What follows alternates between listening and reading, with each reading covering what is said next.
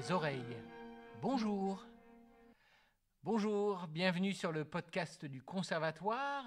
Aujourd'hui, je reçois Geoffrey Lavergne. Bonjour Geoffrey. Bonjour Vladimir. Et nous allons parler ensemble de l'Inouï de Vincennes qui aura lieu le mardi 5 décembre à 20h à Tours d'Anche. Alors, les réservations sont ouvertes, comme d'habitude, à conservatoire@vincennes.fr ou par téléphone. Le prix est de 5 €, gratuit pour les élèves du conservatoire. Alors, Geoffrey, pourquoi ce programme et quelle est l'idée directrice et qu'est-ce que c'est que cette anche dont on va parler ? Alors ce programme il a été imaginé par Kazuko, donc je suis son porte-parole, donc autour d'une pièce de Florent Schmitt qui s'appelle À Tours d'Anche, où on peut entendre la clarinette, le basson et le hautbois, qui sont 3 instruments à anches, donc fabriqués en roseau. Pour le basson et le hautbois, donc des anches doubles constituées de 2 lamelles. Et pour la clarinette, c'est donc une anche simple qui est fixée sur un bec qui permet de produire le son. C'est une petite lamelle, pour ceux qui ne connaissent pas, une petite lamelle qu'on met sur l'instrument, on souffle dedans et la vibration produit le son, c'est ça ? Exactement, en fait, comme le principe des cordes vocales humaines qui, lorsqu'elles rentrent en vibration, créent le son. Et ce son, après, est transformé par finalement le tuyau qui est l'instrument.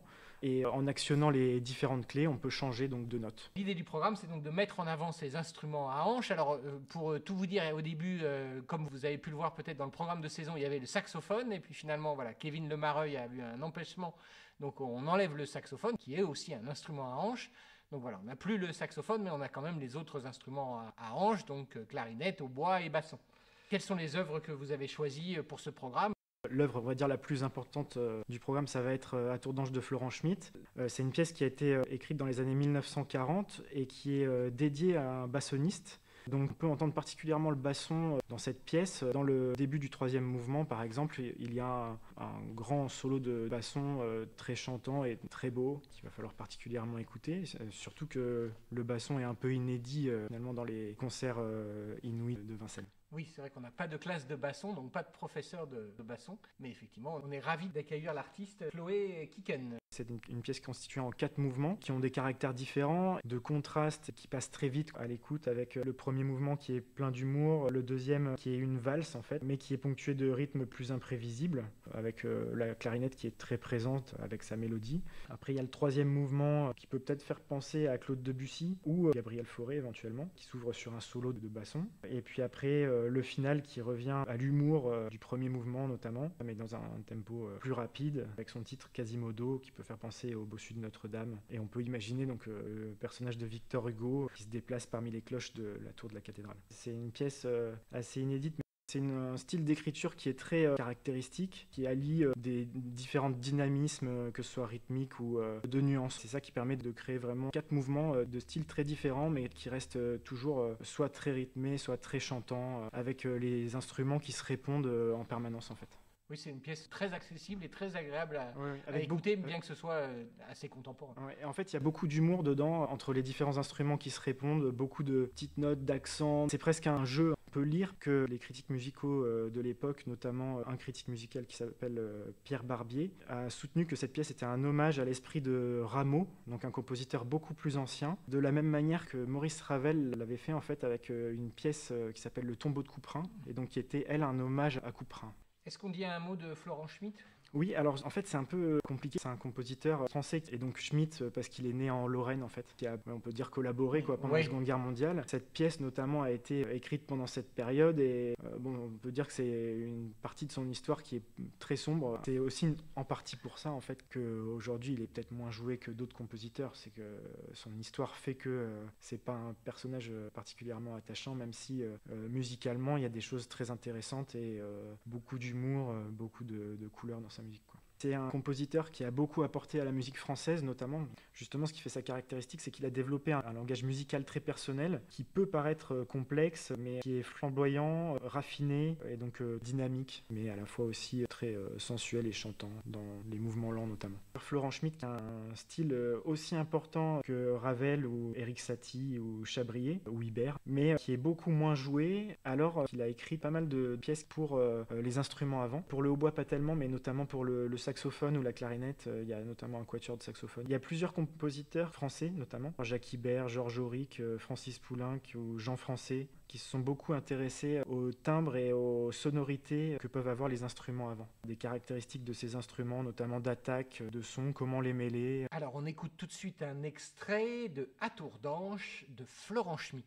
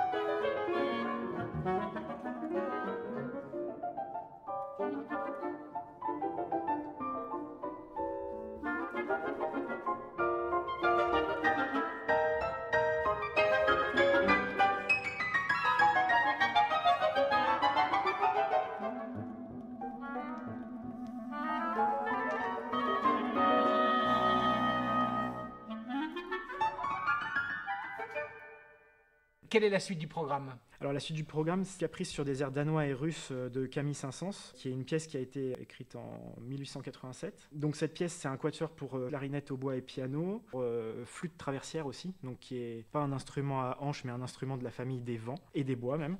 La pièce de Camille Saint-Saëns doit son nom à sa dédicataire, qui est une princesse danoise et qui est devenue par alliance russe. C'est une pièce qui est en un seul mouvement, mais qu'on peut découper en plusieurs grandes parties, on va dire contrastées. Une introduction, donc c'est là où on retrouve beaucoup de gammes notamment, puis l'air danois avec ses variations qui suivent, et enfin les deux airs russes, puis la coda. Voilà, c'est une pièce assez virtuose où on retrouve beaucoup de gammes, exactement comme ce qu'on peut retrouver au contrôle technique du mois de décembre. D'accord. Voilà, surtout au début. Après, il y a des thèmes assez caractéristiques. D'abord, c'est la flûte donc, qui va interpréter le thème danois, puis le hautbois qui va interpréter le premier thème russe, et la clarinette le deuxième thème russe. Donc c'est assez virtuose pour ta partie, toi, en hautbois, justement ? Oui, il y a justement pas mal de gammes dans différentes tonalités. Ça montre un effet de virtuosité, même si ça reste des choses connues, en fait, donc qui vont se travailler plus facilement et plus rapidement, par exemple, que dans la pièce À tour d'anche de Florent Schmitt, où là, ce sont des enchaînements de notes qui sont beaucoup moins, on va dire, naturels, parce qu'on a moins l'habitude de les faire, en fait. Voilà. On va vraiment entendre la virtuosité des instruments, mais aussi le côté très lyrique qui se rapproche de la voix humaine que peuvent avoir les instruments avant. On peut parler rapidement de Camille Saint-Saëns, parce que c'est le premier compositeur à avoir écrit en 1908 de la musique pour un film, qui s'appelle L'assassinat du duc de Guise. Donc on peut dire que c'est le premier compositeur de musique de film. En fait, c'est donc une pièce qui a été créée à Saint-Pétersbourg par les membres de la société de musique de chambre pour instruments à vent Paul Taffanel. Et donc Georges Gillet, donc, qui a créé cette pièce, c'est le hautboïste en fait, qui a concrétisé le mécanisme du hautbois qu'on joue encore aujourd'hui, qui s'appelle le système 6. Il était prof au Conservatoire de Paris. Et avant son arrivée au Conservatoire de Paris, c'était un système simplifié avec des clés différentes. À partir du moment où lui est arrivé au Conservatoire de Paris, on a joué le même système qu'aujourd'hui, et donc c'était il y a plus d'un siècle. Est-ce qu'il y a un lien avec ce que font les élèves, des œuvres qu'ils pourraient éventuellement étudier au conservatoire ? Oui, parce qu'il a écrit une sonate pour flûte et piano, une sonate pour clarinette et piano, une sonate pour basson et piano. C'est des œuvres qui peuvent être abordées par les élèves, pas débutants, mais voilà, au bout de quelques années de pratique. Et on retrouve justement, en tout cas dans la sonate pour hautbois que je connais mieux, les gammes aussi, exactement le même système de virtuosité avec une mélodie assez caractéristique, presque folklorique en fait. Eh bien justement, écoutons Caprice sur des airs danois et russes de Camille Saint-Saëns.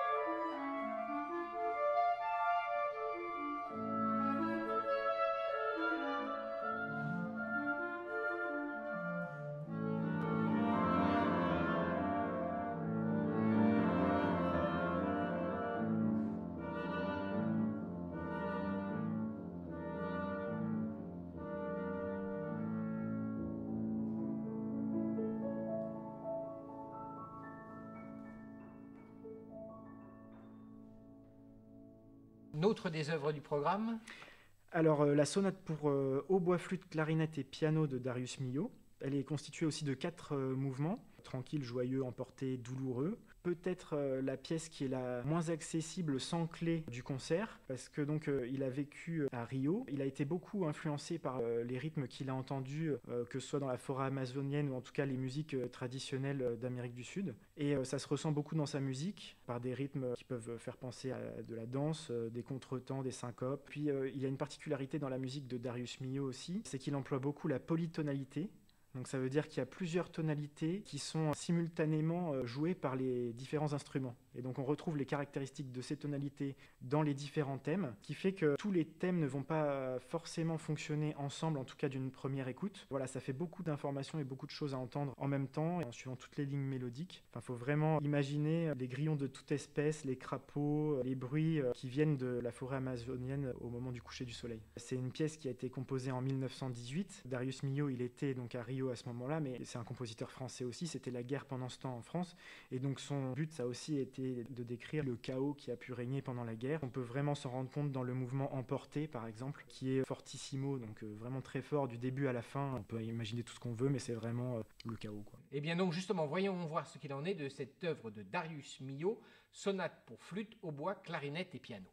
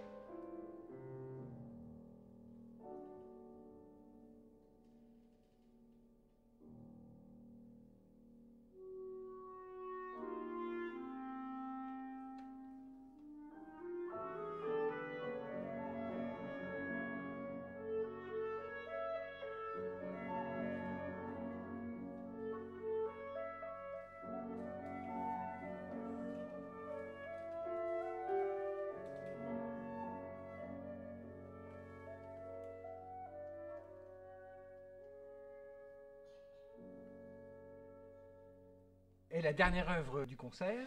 Un trio pour flûte, basson et piano de Donizetti. Alors là, c'est plus un compositeur français, mais un compositeur italien. C'est une pièce qui est en 2 mouvements, un mouvement lent et un mouvement plus rapide. Donizetti, c'est un compositeur qui est surtout connu pour ses opéras, par exemple L'Élixir d'amour, La fille du régiment, La favorite. L'Élixir d'amour qui a été joué au conservatoire il y a quelques années par un orchestre extérieur. Du coup, on peut rapidement faire le parallèle entre l'opéra et cette pièce de musique de chambre qui traite finalement les instruments comme des chanteurs avec des phrases très lyriques. Donc l'association de la flûte et du basson, on la voit pas très couramment, mais c'est un compositeur qui a beaucoup utilisé ces deux instruments, notamment dans Lucia di Lammermoor, donc pour la flûte, et le basson dans l'Élixir d'amour. Alors, est-ce qu'il y a des œuvres vraiment inouïes, en tout cas moins entendues? Je pense qu'elles sont à peu près toutes inouïes. D'accord. En fait, moi j'avais déjà joué donc le Caprice sur des airs danois et russes Oui. de Saint-Saëns, voilà. Oui, c'est peut-être la plus connue des quatre. Oui, Ouais. complètement. Par contre, le Florent Schmitt, je le connaissais, mais c'est la première fois que j'ai l'occasion de le jouer et c'est une pièce vraiment très intéressante. Et la sonate de Darius Milhaud, pareil, là, c'était complètement inconnu pour moi et c'est ça aussi qui est intéressant dans ces concerts inouïs, c'est qu'on joue du répertoire qu'on n'a pas forcément l'habitude de jouer ailleurs. Un inouï qui porte bien son nom. Voilà. On n'a pas cité les différents professeurs et artistes du concert. Donc toi d'abord au hautbois, Geoffrey Lavergne, Éric Bourgogne à la clarinette, Jean-Noël Bonmort à la flûte, Chloé Kiken au basson et Kazuko Iwashima et Simon Zawi au piano. Geoffrey, je te propose d'écouter un extrait de Trio pour flûte, basson et piano de Gaetano Donizetti.